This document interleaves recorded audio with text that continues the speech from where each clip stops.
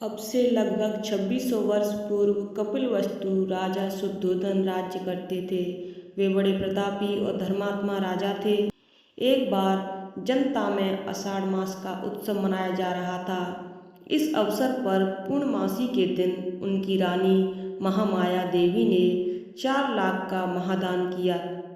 उसी रात उन्होंने एक स्वप्न देखा कि एक श्वेत सुंदर हाथी अपनी सूंड में श्वेत कमल लेकर उनके पास आता है, उनके पलंग की 3 परिक्रमा करता है और फिर उनकी दाहिनी बगल को चीरकर उनकी कोख में प्रवेश कर जाता है। रानी ने प्रातःकाल जगकर राजा को अपना स्वप्न बतलाया। राजा ने ब्राह्मणों का निमंत्रण देकर उन्हें भोजन कराया और उन्हें वस्त्र, गौ और धन देकर उनसे स्वप्न का फल पूछा। उसने बताया कि रानी के गर्भ से पुत्र का जन्म होगा। वह या तो चक्रवर्ती राजा होगा या सन्यासी होकर बुद्ध बनेगा। जब 10वां महीना पूरा होने को आया तब रानी की पीहर जाने की इच्छा हुई। मार्ग में वैशाखी पूर्णमासी को लुम्बिनी वन में इसी से कुछ वर्ष पूर्व कुछ समय बाद गौतम बुद्ध का जन्म हुआ। लोग बालक को लेकर वापस लौट आए। बालक का नाम सिद्धार्थ रखा गया। राजा और प्रजा अपार आनंद और उत्सव मनाया। जब बालक केवल 7 दिन का था कि इनकी माता का स्वर्गवास हो गया, तब इनका लालन पालन पोषण इनकी मौसी गौतमी ने किया। बड़े होने पर इनके गुरु विश्वामित्र ब्राह्मण राजा के इच्छा अनुसार इन्हें वेद, उपनिषद, युद्ध विद्या और राजकाज आदि की शिक्षा दी। ये अपने साथियों में विद्या, बल और बुद्धि में सबसे बहुत आगे बढ़े हुए थे।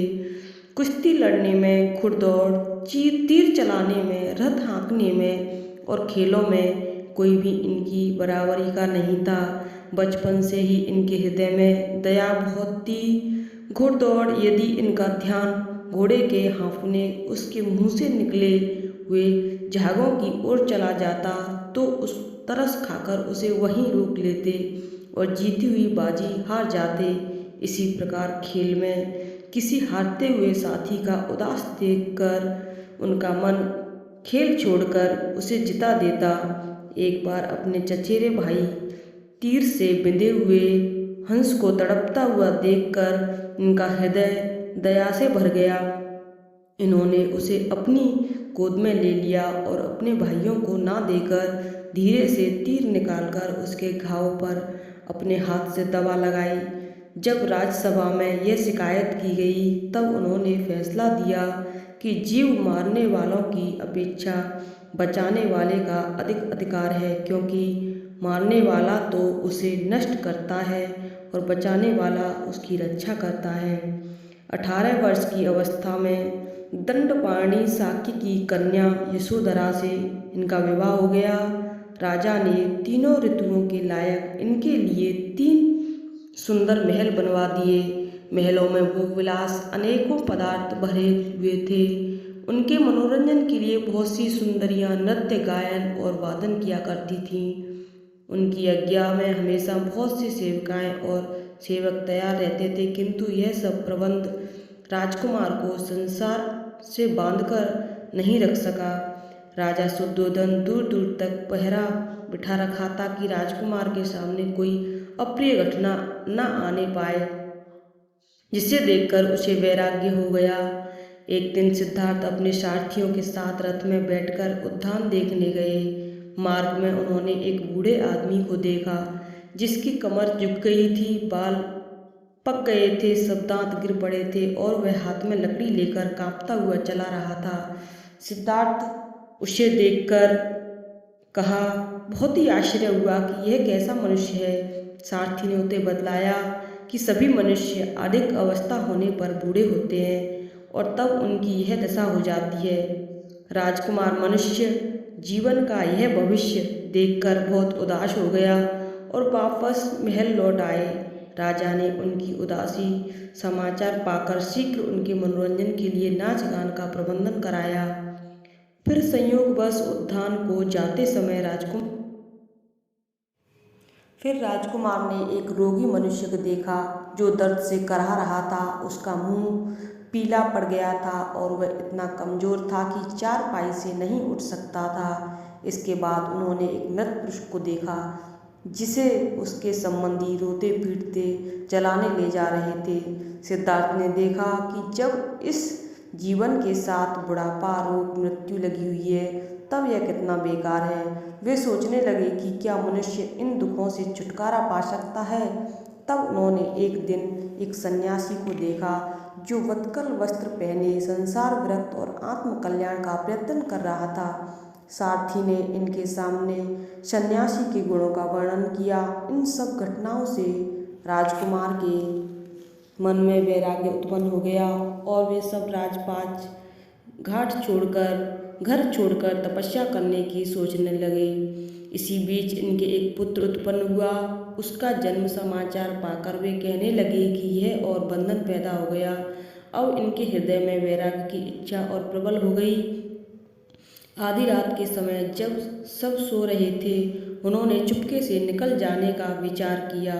जाने से पहले उन्हें अपनी स्त्री और पुत्र को देखने की इच्छा उत्पन्न हुई। वे वहां गए और देखा कि यशोधरा पुत्र के मस्तक पर हाथ धरे अचेत सो रही है। वे कुछ रुके पर फिर कड़ा जी करके बाहर निकल गए। जब वे घर त्यागने लगे तब आकाश से उन पर पुष्प वर्षा होने लगी और उन्हें दिव्य संगीत सुनाई दिया। छंदक सारथी से रथ तैयार कराया और उसमें बैठकर वे रातों रात 3 राज्यों को पार कर 30 योजन की दूरी पर गोरखपुर जिले में अनोमा नदी के किनारे पहुँचे। वहाँ अपने जूड़ों के अपने हाथ से तलवार से काट कर संन्यास ले लिया और अपने आभूषण तथा राजसी वस्त्र छंदक के साथ वापस भेज दिया। छंदक को उन्होंने छोड़कर लौटने में बहुत दुख हो रहा था, पर वह कर ही क्या सकता। वहाँ से चलकर सिद्धार्थ राजगृह नगर में पहुँचे और वहाँ अपने भोजन के लिए भिक्षा प्राप्त की। जैसे ही उन्होंने पहला ग्रास मुँह में लिया कि उन्हें उल्टी आने लगी। उन्होंने पहले ऐसा भोजन कभी नहीं किया था।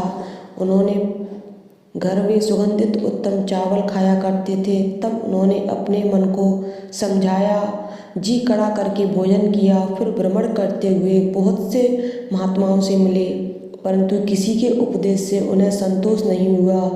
तब वे कठिन तपस्या करने लगे और पहले तिल चावल आदि खाकर कुछ समय व्यतीत किया, फिर भोजन भी छोड़ दिया। इस प्रकार उन्होंने 6 वर्ष तक कठोर तपस्या की। उनका शरीर बहुत कृश हो गया। एक दिन वे बेहोश होकर गिर पड़े। जब होश आया तब सोचने लगे कि इस प्रकार शरीर को कष्ट देने से कोई लाभ नहीं, और प्रातःकाल वहाँ से उठकर एक वट वृक्ष के नीचे आकर बैठ गए और ध्यान करने लगे। उस दिन वैशाखी पूर्णिमा थी। सुजाता नाम की एक सेनानी कुटुंब की कन्या अपने पुत्र उत्पन्न होने की खुशी में उस वट वृक्ष के पूजन के लिए पवित्रता से और नियम पूर्वक पाकर गाय के दूध की खीर एक सोने के थाल में भरकर लाई थी। उसने सिद्धार्थ को वहाँ बैठे देखा।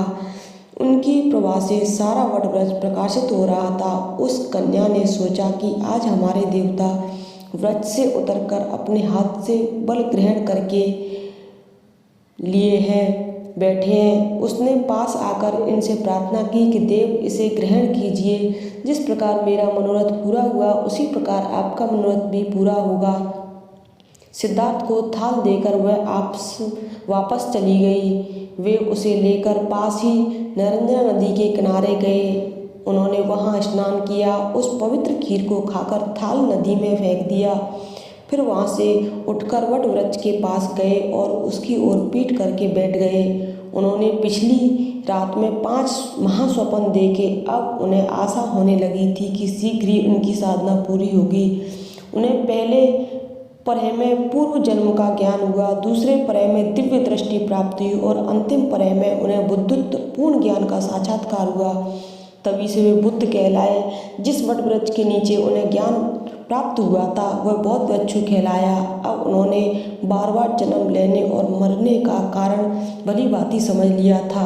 वे 4 सप्ताह तक उसी वृक्ष के नीचे बैठकर धर्म के स्वरूप का चिंतन करते रहे। इसके बाद इसी ध्यान और चिंतन में वे अन्य स्थानों में घूमते रहे।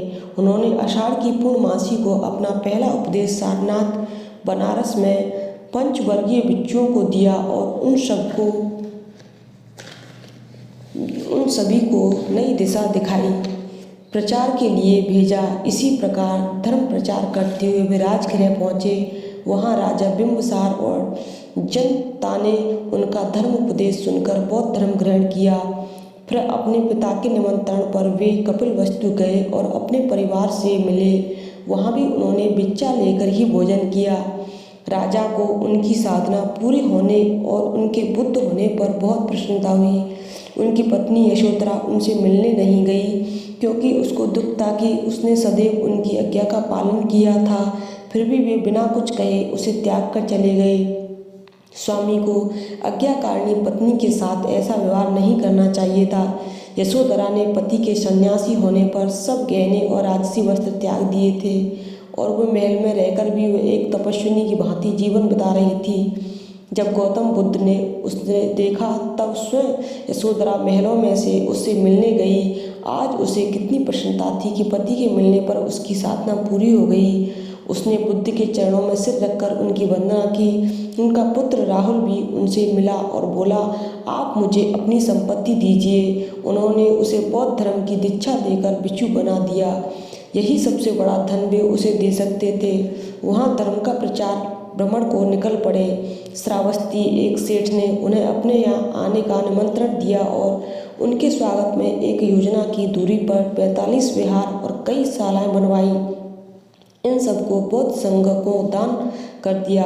इसी प्रकार कई अन्य राजाओं और सेठों ने बहुत से विहार संघाराम और शालाएं बनवाई। इनके शाला देवदूत मगध के राजा अजातशत्रु मिलकर इनको मरवाने की चेष्टा की, किंतु अजातशत्रु ने इनके उपदेशों से प्रभावित होकर बौद्ध धर्म ग्रहण कर लिया और ये नालंदा में सारिपुत्र से मिलकर उसकी योग्यता से बहुत प्रसन्न हुए। सारिपुत्र और मोदगल्यान इनके प्रमुख शिष्य थे। जब वे वैशाली नगर पहुँचे तो वहाँ की प्रसिद्ध गणिका अम्रपाली बड़े घमंड के साथ इनके पास आई, किंतु इनकी सौम्य मूर्ति और तेज को देखकर बिल्कुल बदल गई। इन्होंने उसके निमंत्रण पर उसके घर भोजन किया और उसे धर्मोपदेश दिया। इस प्रकार उन्होंने बहुत से गिरे हुए प्राणियों का कल्याण किया। इन्होंने 80 वर्ष की अवस्था में इसी वैशाखी पूर्णिमा के दिन निर्वाण प्राप्त किया। गौतम बुद्ध ने संसार के कल्याण के लिए बीच का मार्ग बतलाया, क्योंकि ना तो इन्होंने भोग विलास की आज्ञा दी और ना कठोर तपस्या की। इनके विचारों से ना कोई ऊंचा ना कोई नीचा। दोस्तों, आपको यह गौतम बुद्ध का जीवन वृत्तांत कैसा लगा कमेंट करके ज़रूर बताना।